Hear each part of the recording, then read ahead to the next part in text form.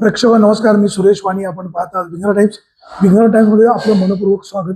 सध्या महाराष्ट्रामध्ये दूध भेसळीचा विषय प्रामुख्याने गाजतोय. अनेक ठिकाणी दूध भेसळीची प्रकरणं उघड येत आहेत. जुन्नर तालुक्यामध्ये सुद्धा या दूध भेसळीमध्ये तिघांची नावं येत आहेत. आंबेगाव तालुका त्याचा हॉटस्पॉट आहे. असे असताना याची चौकशी चालू आहे आणि या सगळ्या भोवतीबा कात्रजला जे दूध पुरवठा होतोय त्याच्यामध्ये भेसळीचं दूध जात होतं का अशी शंका सगळीकडे व्यक्त होते. आपल्यासोबत जिल्हा दूध संघाचे संचालक बाळासाहेब खिलारी आहेत. ते जिल्हा दूध संघाचे अध्यक्ष म्हणून त्यांनी काम पाहिलेलं आहे.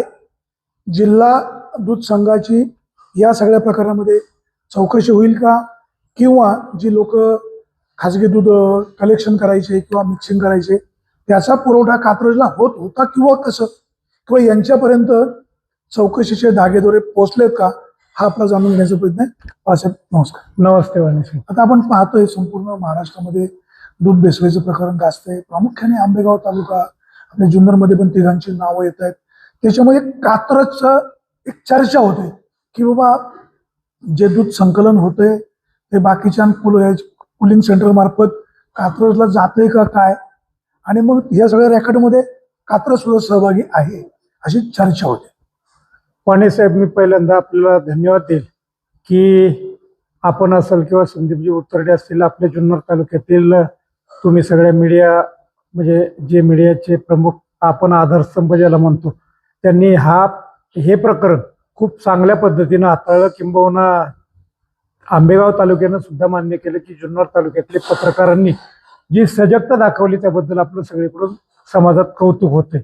मी आपल्याला एक गोष्ट सांगू इच्छितो की याचा हॉटस्पॉट जो तुम्ही आता उल्लेख केला की आंबेगाव तालुका, परंतु असं जरी असलं, म्हणजे आता एफडीएच्या या धाडी पडल्या किंवा आयुक्त म्हणून तुकाराम मुंडे यांनी ही सूत्र हाती घेतल्यानंतर जी खळबळजनक अशा पद्धतीची कारवाई, लोक आज आपल्याला विचारतात की या पाठीमागे हे खातं होतं की नाही, इतक्यापर्यंत ती परिस्थिती होती.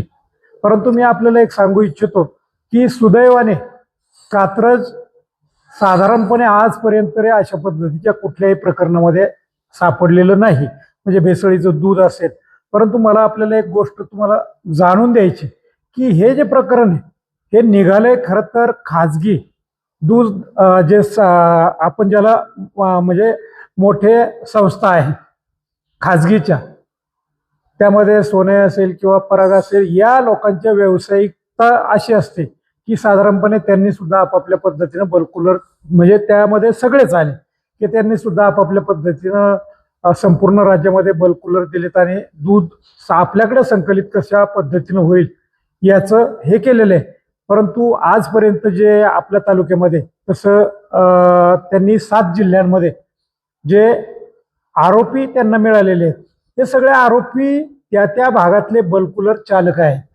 आज आपण आंबेगाव तालुक्यातलं बघाल किंवा जुन्नर तालुक्यामध्ये सुद्धा जी कारवाई त्यांच्यावर झाली, जे आरोपी म्हणून त्या ठिकाणी पकडले गेलेत, त्यांचे गुन्हे नंतर सिद्ध होतील किंवा हा नंतरचा भाग आहे. परंतु आज तरी बल्कुलर चालक हे त्या ठिकाणी आरोपी म्हणून पोलिसांनी त्या ठिकाणी शोधून त्यांना काढलेलं आहे.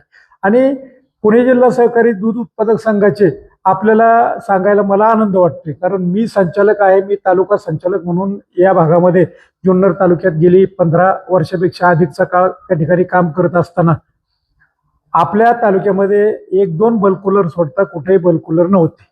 मुळामध्ये कात्रज हा कुणालाही प्रायव्हेट माणसाला त्या ठिकाणी बल्कुलर देत नाही. आपण हे आपलं पुणे जिल्हा संघाचं काम हे सगळं सहकारी संस्थांच्या माध्यमातून चालतं. आज जवळपास 35 बल्कुलर आपल्या तालुक्यामध्ये त्या ठिकाणी कार्यरत आहेत आणि संघाने दिलेले. संघाला मग त्या NDDBच्या माध्यमातून असेल खाजगी व्यक्तींना का संस्थांना फक्त मी मगाशीच सांगितलं की खाजगी व्यक्तींना आपण कुठेही बल्कुलर त्या ठिकाणी देत नाहीत. आणि मग अशा पद्धतीनं सगळं कामकाज होत असताना काल आमची मिटिंग होती 13 तारखेला, आणि 13 तारखेला संकलनाचा त्या ठिकाणी आढावा घेण्यात आला.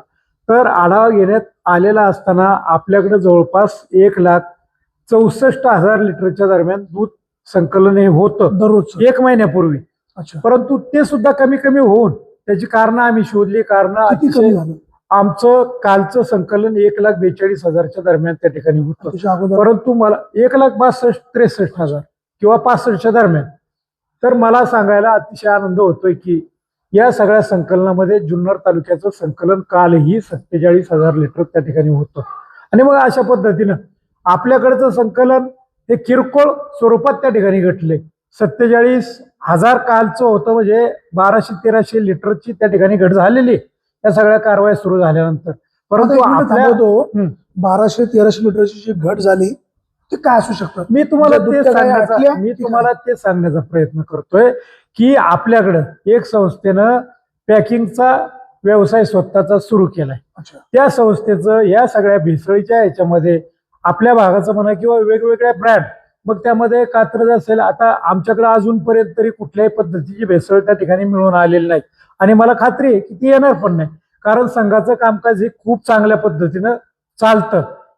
परंतु लोकांचा बघण्याचा दृष्टिकोन शेवटी बाबाकडे बघण्याचा आणि याच्याकडे बघण्याचा एकच असतो. शेवटी मुद्दा बाळासाहेब असा आहे की दूध जरी तुम्ही सहकारी संस्था संकलित करीत असलात तरी ग्रामीण भागामध्ये पूर्वीपासून पण काही लोक दुधाचा लॅक्टोमीटर काय म्हणतात फॅट वाढवण्यासाठी, स्निग्धता वाढण्यासाठी लोक वेगवेगळ्या पण टाकायचे हो हो ही वस्तुस्थिती आतापर्यंत काही वर्ष आतापर्यंत अशा घटना आपल्याकडे सुद्धा कधीतरी येतात. संस्था पातळीवरच त्याचा शोध घेऊन आपण त्या अशा लोकांचा कारवाया किती केल्या? त्या लोकांचा स्थानिक पातळीवर समजा संस्थांना कोणी जर आढळलं तर स्थानिक पातळीवरच हा विषय तिथं हे केला जातो. परंतु आपल्याकडे अशा पद्धतीचं मोठं कुठलंही, मग त्यामध्ये युरियाचा असेल किंवा हे असेल, तर अशा पद्धतीची काय कुठली mix काय काय करता गेल्या- येऊ शकतं? त्याच्यामध्ये आता आपल्याला काय उघड आज मीडियावरून सगळं तुम्हाला त्या गोष्टी सांगितल्या जात आहेत. आता मिक्स तुमच्या काय काय संघाच्या माध्यमातून संघाच्या माध्यमातून कुठेही काही मिक्स केलं जात नाही. एसएनएफ वाढवण्याकरता किंवा ही जी पावडर प्रोटीन वाढवतो. फॅट वाढवण्याकरता ज्या पावडर आता त्या सगळ्या 4-8 दिवसामध्ये सगळ्या महाराष्ट्रालाही माहीत झाले. कुणाला माहीत इथून पाठीमागं ठराविक लोकांना माहीत असेल, परंतु या मीडियाच्या माध्यमातून किंवा या मुलाखती ज्या आपण घेतल्या जातात, बैलांना चारण्याचा असू द्या किंवा हे सगळ्यांना समजतं की हे बैलांकरता एवढे महागाचे पदार्थ त्या ठिकाणी कोणी हे करत नाही. परंतु या सगळ्या गोष्टी महाराष्ट्राला माहीत झाल्यात. त्यामध्ये आज अगदी खालच्या पातळीवर जाऊन लोक त्या ठिकाणी केमिकल मिक्स करतायत. आपल्याला पाठीमागं जामखेडचा एक व्हिडिओ त्या ठिकाणी सोशल मीडियावर फिरत होता की एफडीएच्या लोकांनीच पकडल्यानंतर त्यांच्या समक्ष एका शेतकऱ्यानं फक्त एक मग मध्ये साधारणपणे अर्धा लिटर ते केमिकल घेतलं आणि पूर्ण बादली 12 ते 15 लिटरची बादली भरून त्या ठिकाणी दूध झालं. त्याची फॅट एसएनएफ लागतोय, सगळं होते. माझा आज एकच प्रश्न आहे, मी काही ठराविक कुणाकडे बोट दाखवण्याचं हे करणार नाही. सहकारी संघ संकलन कमी होत चाललंय. शासन दरबारी या पद्धतीमध्ये इथून पाठीमागच्या काळात पण आम्ही आवाज उठवण्याचा प्रयत्न केला की ऑडिट करण्याची जे आहे, समजा शासनाचे ऑडिट विभाग आहे, त्या ऑडिट विभागाच्या माध्यमातून संस्थेचं एक वेळेला ऑडिट होतं, संघाचं होतं, संघाचं फेर ऑडिट परत कधीतरी होतं. या सगळ्या 3-3 वेळा या जाचक अटी किंवा हे सगळं योग्य आहे. एफडीएची कारवाई आज झाली ती सुद्धा अतिशय योग्य आहे. परंतु खाजगीकडे बघण्याचा दृष्टिकोन सामान्य माणसाचा कसा होतो, आणि या सगळ्या शासन दरबारी सहकारी संस्थांना त्रासदायक जरी असतील तरी सुद्धा घाबरून त्या संस्था चालतात किंवा तिथं दूध उत्पादक जरी कमी कमी होत चालले, आमिष काही वेगळे असू द्या. आमिष म्हणजे खाजगीमध्ये साधारणपणे 10 लिटरला 1-1 लाखापर्यंतची जी उचल दिली जाते. आपल्या सामान्य माणसाला एक गोष्ट माहिती की कात्रज काय अशा पद्धतीचं कुठलंही करू शकत नाही, सहकारी संघ करू शकत नाही. प्रत्येक वर्षी जो नफा होईल तो बोनसच्या रूपाने म्हणा किंवा सगळे आपण परत सभासदांपर्यंत तो जातो. नाही, बोलूया ना आपण पुढे. परंतु या पद्धतीमध्ये खाजगीकडे बघण्याचा दृष्टिकोन खूप वेगळा सरकारने त्या ठिकाणी केला पाहिजे. कधीतरी आपल्याला दिसतं एखादी धाड पाडताना. या अगोदरच्या काळामध्ये आज जर इतकं मोठं रॅकेट या ठिकाणी उदयाला आले तरी या पाठीमागच्या वेळेला अनेक दिवस अनेक वर्ष, कारण यातले काही आरोपी 2008 सालामध्ये पकडले गेले. आपल्या तालुक्यातील एक आरोपी साधारणपणे 1.5-2 वर्षापूर्वी त्या ठिकाणी पकडला गेला, हांडे नावाचा. वैभव हांडे नाव घ्यायला काय हरकत नाही.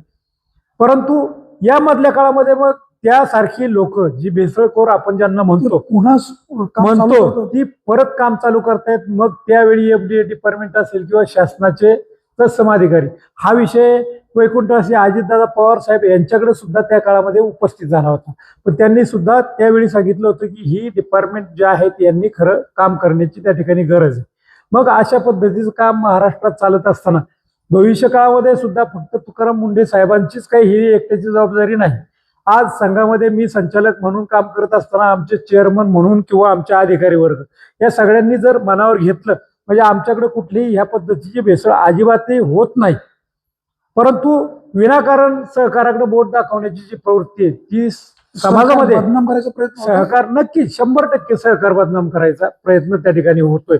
आपल्या ग्रामीण भागामध्ये मी नेहमी सांगत असतो की आता समजा टुरिस्ट बस आहेत, त्या टुरिस्ट बस काय मंगरुळला येणार नाहीत किंवा आणखी एखादं छोटं खेडं असलं तर तिथं काय जाणार नाहीत. तिथं कोण काम करते? फक्त महाराष्ट्र शासनाची एसटी काम करते. मग अशाच पद्धतीनं सहकाराचं एक हे की जिथं 10 लिटर एखाद्या ठिकाणी दूध आहे संकलन आणि त्या शेतकऱ्याची ते घालण्याची अपेक्षा आहे. मग सहकार आपण याला सहकार म्हणतो नाही. एकमेकाची त्याची अडचण जी आहे तिथपर्यंत गाडी पाठवून आपण दूध आणायचं आणि खाजगीनं मात्र ज्या ठिकाणी 10,000 लिटर मिळेल त्या ठिकाणी फक्त जायचं आणि ते दूध संकलन करायचं. त्याच्यामुळे खाजगीचे खर्च त्या ठिकाणी त्या मानानं कमी होतात.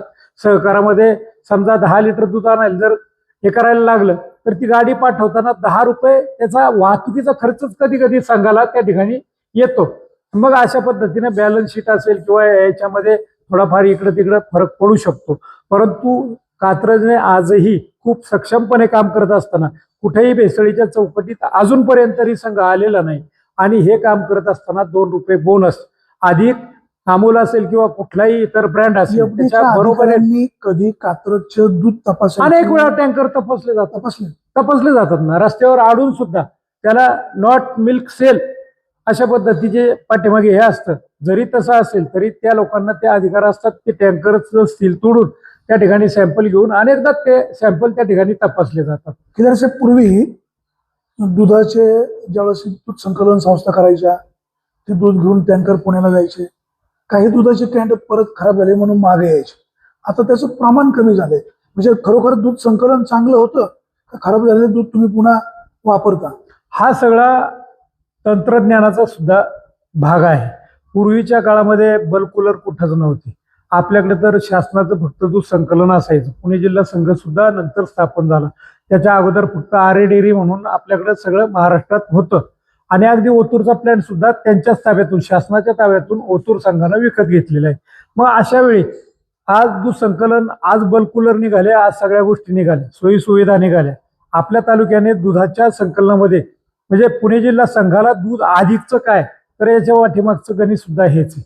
मी संचालक त्या ठिकाणी झाल्यानंतर जास्तीत जास्त संस्थांनी त्या ठिकाणी बल्क कूलर घेतले पाहिजे. त्या बल्क कूलरचे फायदे संस्थांना आज दिसून येत आहेत. व मी अध्यक्ष असतानाच नव्हे, अध्यक्ष मी 2 वर्षानंतर झालो. परंतु सुरुवातीच्या 2 वर्षाच्या काळामध्ये सुद्धा जवळपास 10 ते 15 बल्क कूलर आपल्या तालुक्यामध्ये त्या ठिकाणी बसवले होते. मग एखादी संस्था सक्षम कधी होती? नासधूस गवळ्याची दुधाच्या कमी झाली किंवा इतर अनेक गोष्टी त्यामध्ये टेम्परेचर कमी झाल्यानंतर संघाला सुद्धा एमबीआरटीचं कमी म्हणजे एमबीआरटीचं म्हणजे जास्त टिकवण क्षमतेचं दूध त्या ठिकाणी मिळतं. पुढे विक्रीमध्ये सुद्धा त्या ठिकाणी वाढ होते. गिरायकाला सुद्धा चांगल्या पद्धतीचं दूध त्या ठिकाणी मिळतं. आज आपण बघतोय की अनेक ब्रँड आज 40 रुपयाने सुद्धा पुण्यामध्ये तुकाराम मुंढे साहेबांनी जेव्हापासून धाडी टाकायला सुरुवात केली किंवा एफडीएची जी वजनदार एंट्री याच्यामध्ये झाली असं आपण म्हणूयात, ते झाल्यानंतर ही सगळी दुधं आणि हे सगळे ब्रँड जवळपास मार्केटमधून गायब झाल्याचं दिसतंय. आणि कोणालाही 40 रुपयाने दूध परवडेल कसं हा सामान्य माणसाचा विषय आहे. परंतु सर्वसामान्य जनता खिशाला काय परवडते हे बघते. आणि कुठेही या पद्धतीच्या डिपार्टमेंटनं अशा पद्धतीची कारवाई करताना जाहीर केलेलं नव्हतं की याचं दूध अमक्या क्वालिटीचं त्याचं दूध, नाहीतर आपण 3-5, 3-6, 8-5चं दूध दिलं पाहिजे हे शासनाचे निर्बंध आहेत सहकाराला. आणि खाजगीचं काय चाललंय हे तेवढ्या प्रमाणात मात्र कुठेही बघितलं जात नाही. म्हणून त्या लोकांना 40-41 रुपयाने दूध परवडतं आणि संघाला मात्र ते 52-54 रुपयाला गिरायकाला नव्हे तर म्हणजे मधल्या याला एजंट ला द्यायला त्या ठिकाणी हे होतं. आणि नंतर गिरायकापर्यंत ते 56 रुपये ते 58 रुपयाने त्या ठिकाणी त्यांना ते मिळतं. अशा पद्धतीची सध्या परिस्थिती मार्केटमध्ये आहे. आता मला सांगा, एफडीएने जी कारवाई केली त्याचं सगळे लोक स्वागत करतायत. मध्यंतरी तुमच्या कात्रजची पण काही चौकशी सुरू आहे, अशा प्रकारची पण चर्चा बाहेर मार्केटमध्ये जाते. सोशल मीडियावर पण ते माऊली माऊली म्हणून फ्लेक्स फिरतात. आता तुमचे बंधू माऊली म्हणून आहेत, हम्म. तर त्यांचा या प्रकरणाशी काही संबंध आहे का, किंवा जी मंडळी असं काही करतात ते तुम्हाला बदनाम करतायत का? हा, खर तर बदनाम करण्याचाच त्यांचा हेतू असावा. आता माऊली माझ्यापर्यंत एकदा मी फ्लेक्स बघितला आणि परत त्याच्याकडे हे करणं टाळलं. हे खरं तर स्थानिक राजकारण असेल किंवा मला याच्याविषयी पण त्यांचा संबंधच काय. पुणे जिल्हा संघाची जी 20 एकर जागा संघाच्या ताब्यात आज मितीपर्यंत आहे, त्यामधील 15 एकर जागा आमचे बंधू प्रशासकीय अधिकारी म्हणून, त्यावेळी तर ते डिप्टी कलेक्टर किंवा हे होते, परंतु अधिकारीगणांशी संबंधित असल्यामुळं किंवा शासनातल्या महसूल खात्यातली त्यांना माहिती असल्यामुळं त्या काळामध्ये मग त्यामध्ये फक्त त्यांचीच मदत असं नाही, तर आदरणीय वळसे पाटील साहेबांनी ज्यावेळी पृथ्वीराज बाबा चव्हाण मुख्यमंत्री असताना त्यांच्याशी एकदा मिटिंग करून दिली. वळसे पाटील साहेब असतील किंवा अजितदादांनी नाममात्र दरानं, खरं बघितलं तरी ती 15 एकर जमीन आज हार्ट ऑफ पुणे अशा पद्धतीची जमीन आहे. ती 15 एकर जमीन त्या काळामध्ये त्यांनी मिळवून दिली, मदत करण्याचा हेतू. मग त्यामध्ये आता तुम्हालाही माहिती आहे की बंधू जरी अधिकारी असतील तरी सुद्धा कुठेही प्रशासकीय एखादं काम एखाद्याचं अडलं असलं तर त्याला मदत करण्याचा हेतू त्या निमित्तानं कायद्याच्या असतो. चौकटीत बसून कायद्याच्या चौकटीत बसून, बिगर चौकटीत बसता केलं तर त्यांनाही कायदे आहेत आणि त्यांनाही कुठंतरी शासनाचा धाक हा आहेच ना. परंतु अशा पद्धतीचं कुठेही वातावरण नाही, त्यांचा हस्तक्षेप असण्याचं कारणच नाही. परंतु संघाच्या भविष्यकाळी निवडणुका लक्षात घेऊन किंवा कोणी जर ते बदनामी करत असेल तर त्याला काही आमचा विलाज नाही. आणि परंतु एवढंच एक की एखादा पुरावा जरी साहेबांनी तिचा हस्तक्षेप केल्याचा दिला, पुरावा सादर न करता आरोप करणं हे फक्त इलेक्शनच्या दृष्टिकोनातून किंवा ती काही असावं. संघाची काही चौकशी सुरू आहे? संघाची चौकशी तसं बघितलं तर 2022-23 ला पण संघाची चौकशी झाली. काय होतं की याच्या पाठीमागं पण इलेक्शन असेल किंवा इलेक्शनच्या पाठीमागच्या काळामध्ये जी लोक उभी होती आणि त्यांचा पराभव झाला दुर्दैवाने, ते आमचेच दुखावलेली मित्र, माणसं. तेच आमचे मित्र. परंतु त्यांनी अशा वेगवेगळ्या पद्धतीने चौकशा लावणं किंवा हे नाही, करणं वरुण म्हणजे भुजबळ यांनी पण काही तक्रार अर्ज केला असं नाही, असं नावानिशी माझ्याकडे काय अद्यापपर्यंत समोर आलेलं नाही. परंतु अशा पद्धतीच्या मंत्र्यांच्या याच्यामध्ये- मेळाव्यामध्ये हम्म. एका स्थानिक नेत्यांनी सांगितलं पण असं बाबा नाही असावं. मग जर तुम्ही म्हणताय तर मी तर अद्यापपर्यंत ते काय ऐकलेलं नाही. परंतु अशा पद्धतीनं कुठलेही आपल्या तालुक्यामध्ये 47,000 लिटर दूध संकलन असताना जर अशा पद्धतीनं कुठं कोणी वातावरण एकंदरीत संघाच्या असेल तर मी त्याचं स्वागत करील. स्वागत याचा अर्थ असं काही वाईट काम आहे म्हणून नाही, परंतु नुसतं जर जुन्नर तालुक्यापुरतं असेल तर जुन्नर तालुक्याचं मी मगाशीच तुम्हाला पहिल्यांदा सांगितलं की 1,42,000 पैकी 47 इन्क्वायरी ऑफिसर कोणीतरी नेमलं असं नेमलं ना. इन्क्वायरी विषय ऑफिसर काय म्हणून नेमका? श्रीखंडे साहेब आहेत आणि त्याच्यानंतर आढारी म्हणून सचिव त्या समितीचे नेमलेले आहेत. परंतु विषय असा आहे की त्यामध्ये ज्या 2-4 गोष्टींचा माझ्या कानावर जे आलेले त्याचा उल्लेख आज आपण जर बघितलं तर आपल्याकडे ओतूर इथं सप्ताहाचं आयोजन छोटे माऊली कदम यांनी, संत तुकाराम महाराज किंवा आपल्या तालुक्याचं त्यांना वैभव दूध ज्याला पुरवलं, म्हणून त्याचं चैतन्य महाराजांच्या त्याचं बिल काढलं असं. हो, त्याचं बिल काढलं गेलेलं, 1 नवा रुपया सुद्धा त्या ठिकाणाहून घेतला गेलेला नाही. जे आरोप करतायत ते आरोप मला आज तर मी त्याविषयी म्हणजे तुम्हाला काहीच बोलायचं नाही असं मी ठरवलं होतं, परंतु प्रश्न ओघाने आलाय. 1 रुपयाचं बिल काढल्याचं जरी समोर आलं तरी मी कुठलीही गोष्टीला सामोरं जायला तयार आहे. परंतु विनाकारण काहीतरी वर्गाला म्हणजे जर संचालक पद सोडायची पडेल तरी हरकत काय ना.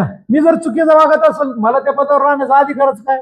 आज आपल्या तालुक्यामध्ये असा विचार आपण करतोय की छोट्या मोठ्या संस्था, मोठ्या 35 बल्कुलरचा मी उल्लेख केला, 35 बल्कुलरच्या माध्यमातून आणि काही डोंगराळ भागामध्ये असेल किंवा त्या भागामध्ये बल्कुलर त्या ठिकाणी तेवढं फिजिबल नाही, तर त्या ठिकाणाहून जे संकलन होते, मी मगाशी पण आपल्याला सांगितलं की 47,000 लिटर संकलन हे आपल्या तालुक्याचं आहे. मग ते 47,000 एफडीएच्या काळात सुद्धा तेवढं टिकून आहे. या सगळ्या गोष्टींचा कुठंतरी जे आरोप करतायत त्यांनी अभ्यास केला पाहिजे ना, की इथं जर 5,000 कमी झाले तर एखादा भेसळ, समजा भेसळीचा आरोप करत असेल, ते 5,000 कुठं कमी झाले याचा शोध काय एफडीए असेल किंवा जे तत्सम म्हणजे ज्यांनी आज आरोपकर्ते जे आहेत त्यांना ते करता येऊ शकतं ना. अशा पद्धतीचं वातावरण सध्या, मग ते भविष्यकाळातील काही योजना असतील त्यांच्यात ते काही माहीत नाही, परंतु हे समाजाची डोळे झाकण्याचं काम फक्त त्या ठिकाणी आहे. 100%. काहीच विषय जुन्नर नाही त्याच्यामध्ये. तालुक्यामधून जिल्हा संघाचे किती सहकारी संस्था सभासद आहेत?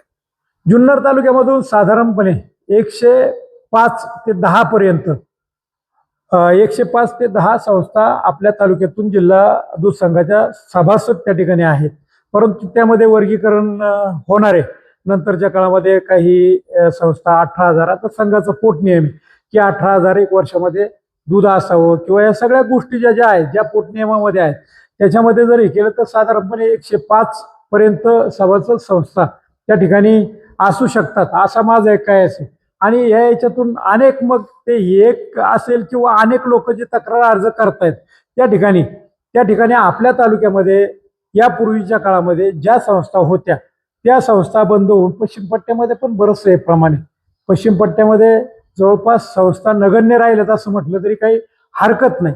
परंतु त्या भागामध्ये सुद्धा कामकाज वाढवून तिथं नवीन संस्था झाल्या पाहिजेत, अशा पद्धतीचा भविष्यकाळामध्ये प्रयत्न करणार आहे. परंतु इथे एक अडचण आहे की आपलं शासकीय, जे मी मग सांगितलं, AR सहाय्यक निबंधक किंवा त्याच्यानंतर DDR जिल्हा उपनिबंधक यांचे कायदे कानूनच्या या संदर्भात अभ्यास करून, कारण मला आजच एक मित्राने सांगितलं की 50 लिटरपेक्षा कमी असलेल्या संस्था सगळ्या सरसकट बंद करण्याचा शासन निर्णय घेतोय की काय, अशा पद्धतीचं काही त्यांना समजलं. मला त्याची खात्रीलायक माहिती नाही. परंतु असं जर झालं तर ग्रामीण भागामध्ये संस्था उघडतील का, त्या गावोगावी टिकल्या जातील का? काही नियम समजा डावलले जाऊन ती अधिकारी मंडळी, समजा इलेक्शन असतील, या गोष्टीने, इलेक्शन म्हणजे सहकारी संस्थांची, छोट्या छोट्या संस्थांच्या निवडणुकीला, त्या जर आपल्याला सहकाराच्या माध्यमातून आपण काम करतोय, अशा छोट्या संस्था निर्माण झाल्या पाहिजेत, त्यांनी आपल्याला मतदान केलं पाहिजे, अशा प्रकारचं संगोपन संचालक मंडळाकडून होतं का? नाही, संचालक मंडळाकडून होण्याचा विषयच नाही. एक तर मुळात आमच्याकडं दुधाची जी संकलन करण्याची पद्धती, ती संकलन करण्याची पद्धती ठरलेली आहे. एवढ्या किलोमीटरला एवढे पैसे दिले जातात, ती संस्था किती किलोमीटर आहे 4-4 वेळा आमच्या अधिकारी येऊन मोजलं जातं. आणि त्या पद्धतीनं मग आता समजा एखाद्या भागामध्ये आज आपल्याकडे सुद्धा काही बराच भाग बागायती झालाय किंवा खाजगीकडं ही आकर्षणं सगळी आहेत ना, भेसळीची आकर्षणं आहेत किंवा ह्या तत्सम गोष्टींचं समजा आकर्षणं जे आहेत, त्याच्यापोटी मग काही गावामध्ये सहकारी संस्था झिजत गेल्या, म्हणजे लहान होत गेल्या. त्यामध्ये समजा संचालक मंडळाच्या निवडणुका असतील किंवा हे करत असताना सुद्धा कधी कधी अडचणी येतात. 10-11 संचालक असले पाहिजे, सहकार खात्याचा नियम आहे. परंतु गवळी जर 7-8 राहिले तर 10-11 संचालक आणायचे कुठून? मग अधिकारी वर्ग त्या रिक्त ठेवण्यापेक्षा किंवा संकलनात अजून वाढ होईल या हिशोबाने त्या सगळ्या जागा भरण्याचा किंवा याचा प्रयत्न जर झाला, अशा संस्था जर टिकल्या आणि त्याचा मेंबर जर टिकून राहिला तर तो जिल्हा संघाच्या निवडणुकीला आपल्याला मतदार म्हणून ठरेल. तो एक गोष्ट आहे. तो मतदार जरी असला तरी सुद्धा त्याला विचार स्वातंत्र्य आहे, त्याला संस्था वाढवण्याचा आपण जर समजा हे केलं, बळ दिलं, सहकारामध्ये मी काम करणार कार्यकर्ता आहे, जर अशा संस्था टिकल्या नाहीत तर भविष्यामध्ये नवनवीन संस्था काढायला कुणी आज त्या ठिकाणी धजावत नाही.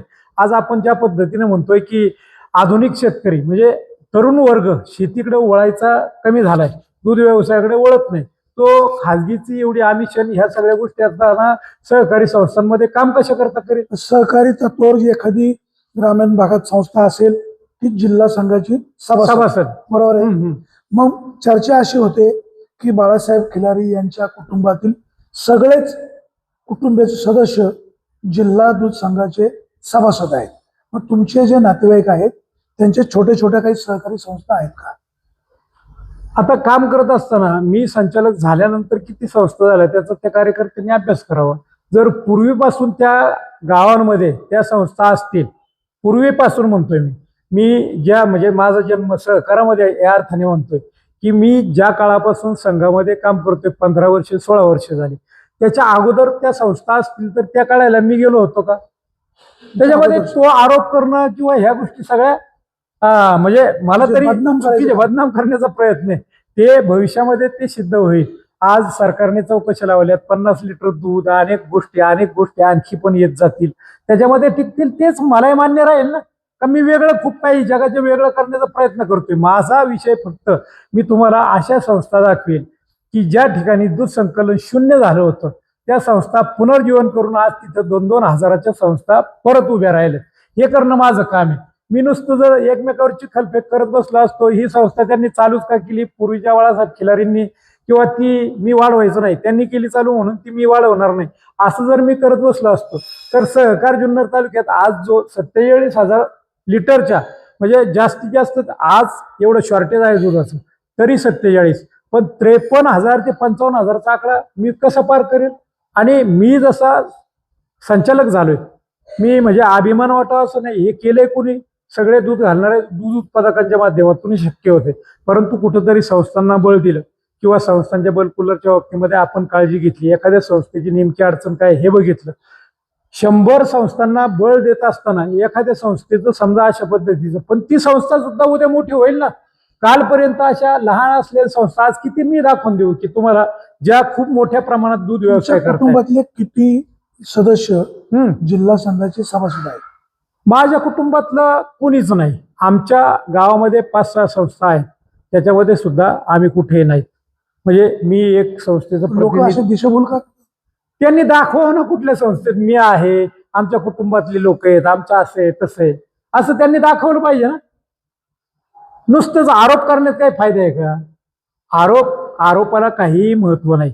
तसं बघितलं तर सहकारामध्ये काम करत असताना ज्या कायदे कानूनच्या अडचणी आहेत, त्या अडचणी जर दूर न करता मी काही करत गेलो तर माझं कोण मान्य करणार आहे? हा सगळ्यात महत्वाचा प्रश्न आहे. विष्णू हिंगे जिल्हा संघाचे संचालक आहेत, त्यांचा पुतण्या ह्या रॅकेटमध्ये अडकलेला आहे, तर त्यांच्या मार्फत काही केमिकल्स, काही पावडर्स वगैरे किंवा एक त्याला काय म्हणतो आपण, एक त्यांनी केलेलं प्रमाणित लिक्विड लोकांना पुरवलं जायचं आणि दूध मिक्सिंग करून खाजगी संस्था किंवा जे काय आहे ते FDA चौकशी करते. या ससेमेरेमध्ये विष्णू हिंगेंचं नाव की त्यांच्या पुतण्याचं नाव, आता विष्णू हिंगेंचं नाव याचं काही कारण नाही, पण पुतण्याचं नाव येतं म्हणजे विष्णू हिंगे आपोआपच चर्चेत नाव पुढे येतं, जिल्हा संघ बदनाम होतोय. असंही म्हणता येणार नाही, कारण विष्णू काका हिंगे जवळपास गेली 25 ते 30 वर्ष तिथं संचालक आहेत. 25 ते 30 वर्ष संचालक असताना ते समजा ज्या परिस्थितीमध्ये त्या आहेत, आज तिथलं दूध समजा 22-25 हजार आहे, आणि हे मी सांगण्यापेक्षा ते चेअरमन साधारणपणे माझ्या मते 7 वर्ष मागील काळात चेअरमन होते. परंतु त्या काळामध्ये सुद्धा FDAने अनेक वेळा, एवढ्या मोठ्या नाही पण छोटे काही टँकर आणून किंवा असा आहे, जो फॉर्म्युला तयार केला होता तो फॉर्म्युला त्यांचा सहकारामध्ये ही दोघे जण त्यांच्या कार्यालयामध्ये नेहमी असायचे. मग अशा प्रकारची माणसं जेव्हा तुमच्या सोबतीला असतात, संशय तर निर्माण होतच.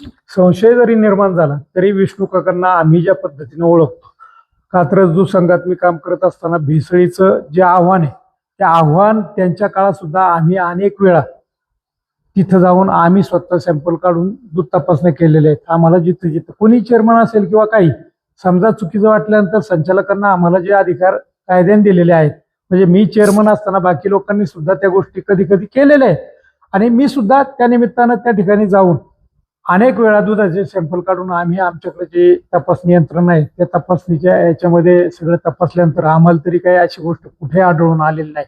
आणि विष्णू काकांचा खाजगी व्यवसाय त्यांचा आज आहे की नाही माहित नाही, पूर्वी मथुरा नावाने ते व्यवसाय करायचे, आज कशा पद्धतीने चालते आम्हाला त्यांच्याकडे किंवा त्यांच्या तालुक्यामध्ये जाऊन त्यांना काका काय करतायत हे बघण्याचा आमचा कधी संबंध चालेल नाही. आम्ही जुन्नर तालुक्यामधून प्रतिनिधित्व करत असताना आपल्या तालुक्याची अधिकाधिक काळजी, आणि सुदैवाने ही गोष्ट आजपर्यंत तरी कुठेही संघाच्या माध्यमातून भेसळीची जुन्नर तालुक्यात सापडली नाही. बाकी तालुक्यांचा खाजगी संस्थांमध्ये सापडली, खाजगी संस्था जे बल्कुलरच्या माध्यमातून दूध गोळा करतायत, या लोकांना समजा 800 लिटर दूध असेल, आज आपण बघितलं 600 लिटरचं 4000 लिटर दूध FDAच्या माध्यमातून ह्या माहिती आपल्याला मिळत आहेत की त्या ठिकाणी 600 दूध संकलन व्हायचं, प्रत्यक्षात जाताना 4000 जायचं. मग अशा पद्धतीचं अनेक ठिकाणी जर असेल, या पाठीमागच्या काळामध्ये FDA डिपार्टमेंट आपल्या याच्यामध्ये होतच. त्याच्यामुळं हे नक्की संशयाची सुई, आपण त्याला सुईच म्हटलं पाहिजे, की संशयाची सुई तपास यंत्रणा पूर्ण होईपर्यंत नेमकी कुठं थांबते याच्यावर आपण बोललेलं बरं. आपण आजच एकमेकाची नाव घेऊन एकमेकांना म्हणजे दुखावण्याचा किंवा असा प्रयत्न, आणि जे आपल्या समक्ष घडलेलंच नाही त्याला एखाद्या वेळी आपण हा म्हणणं, आज एवढंच मी ठामपणाने सांगू शकतो की जुन्नर तालुक्यामध्ये कधीही भेसळीच्या माध्यमातून जरी रेड पडल्या असतील इथून पाठीमागच्या काळात, आणि आपल्याकडे भेसळ करण्याची पद्धती वाणे साहेब खूप वेगळी, आपल्याकडे शिब्बर पाणी टाकतील त्याच्यापेक्षा वाईट भेसळ नाही. जास्तीत जास्त कधीतरी युरिया किंवा ह्या गोष्टी तपासताना म्हणजे जे संस्थांवर टेस्टर असतात त्या अमक्याने आज दुधामध्ये युरिया टाकला, युरिया टाकला तर कसं तपासलं जातं? युरिया टाकला, चव बदलते त्याची. सोबत. पण मोठ्या प्रमाणात जर दूध असेल आणि थोडा त्याचा टाकला फॅट तरी ते लागतो. हा फॅट लागतो किंवा ज्या ज्या गोष्टी एसएनएफ वाढायला किंवा फॅट वाढायला त्या गोष्टी आपल्या भागामध्ये तरी आम्ही आज जिल्ह्यामध्ये काम करत असताना आम्ही आमच्या तालुक्याकडे अभिमानाने बोट दाखवतो आणि ही परिस्थिती टिकून ठेवली, याच्यात आमच्या कामाचं यश. त्याच्यामुळे आपल्या तालुक्यामध्ये खूप कमी याच्यावर ही 3 लोक सापडलीत आणि अजून सुद्धा जी पाळमुळं असतील ती खणून काढली गेली पाहिजेत. आम्ही दादांकडे सुद्धा त्यावेळी ज्यावेळी 2-2.5 वर्षापूर्वी एक व्यक्ती तिथं सापडली तर त्या व्यक्तीच्या बाबतीमध्ये दादांकडे पण तक्रारी केल्या होत्या, परंतु कायदे एफडीएचे कायदे माझ्या माहितीप्रमाणे राज्यातले वेगळे आणि देशातले वेगळे. मग हे काही व्यावसायिक देश पातळीच्या परवानगी यांना असतात. त्याच्यामुळे नेमकं काय हे आज आपण काही सांगू शकत नाही. जे समोर येईल आणि ज्यावेळी आरोपपत्र किंवा आता यांच्या चौकशी कशा पद्धतीने होते भविष्य काळात त्या ह्याच्यावर जे होईल त्या ह्याच्यावर आपल्याला ठामपणाने बोट ठेवता येईल. आज काहीच बोलण्यात किंवा कोणाला आज आम्ही एवढं सांगू शकतो, पुणे जिल्हा दूध संघामध्ये कुठलीही भेसळ चालत नाही, एकदम क्लीन.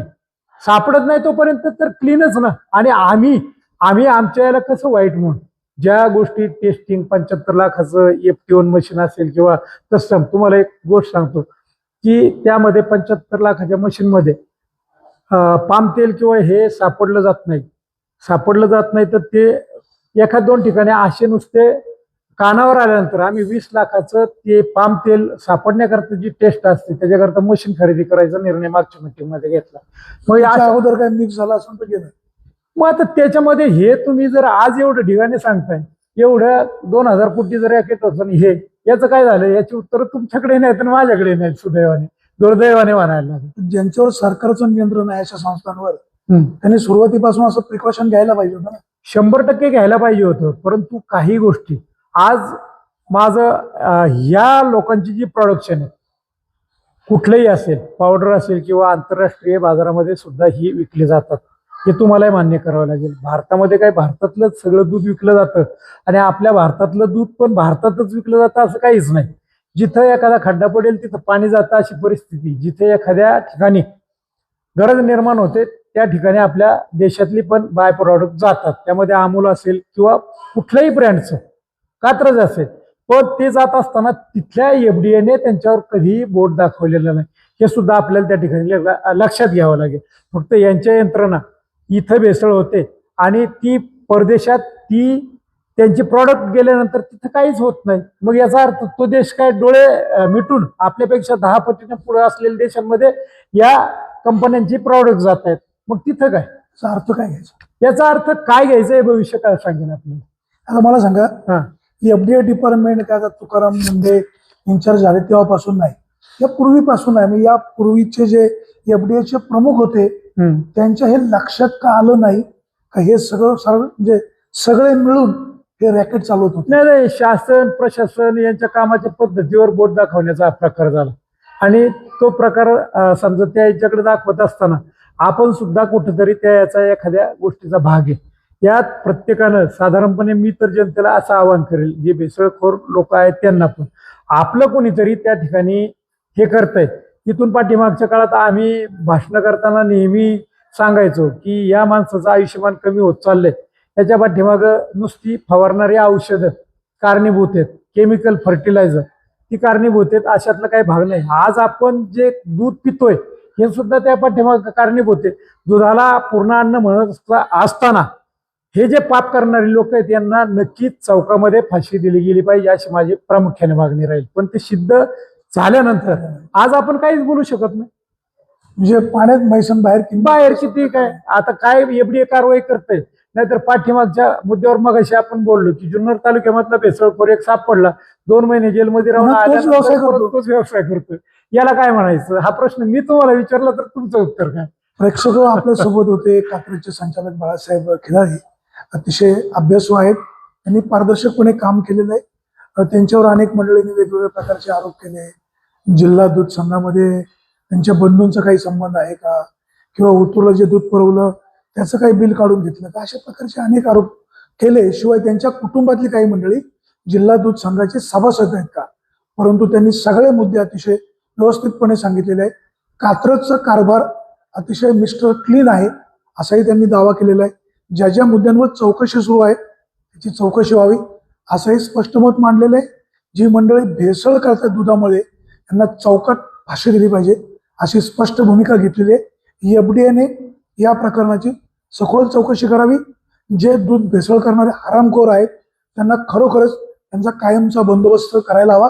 कारण लहान मुलांचं आरोग्य धोक्यात आहे, मोठ्या माणसांचे विविध आजार वाढलेले आहेत. दूध हे आपण आपलं अन्न समजत होतो, परंतु सध्याची परिस्थिती पाहता आता लोक कोरा चहा प्यायला लागले. FDAचे प्रमुख तुकारामजी मुंडे आपण गांभीर्याने घ्या. आता आपण सुरुवात केलेली आहे त्याची शेवट कराल अशीच अपेक्षा. बाळासाहेब आपण मन मोकळे बोललात, सगळ्या मुद्द्यांवर धन्यवाद. दिल खुलास बोललात. आपल्याला मनापासून धन्यवाद. प्रेक्षक हो, आपण कुठेही जाऊ नका, पाहत राहा फक्त विघ्नर टाइम्स, शोध बातमीचा, ध्यास सत्याचा. धन्यवाद.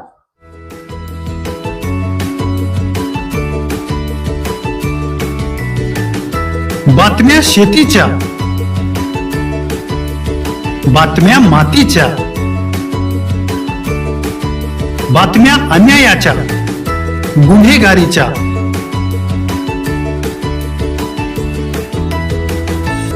राजकारणाच्या आणि समाजकारणाच्या,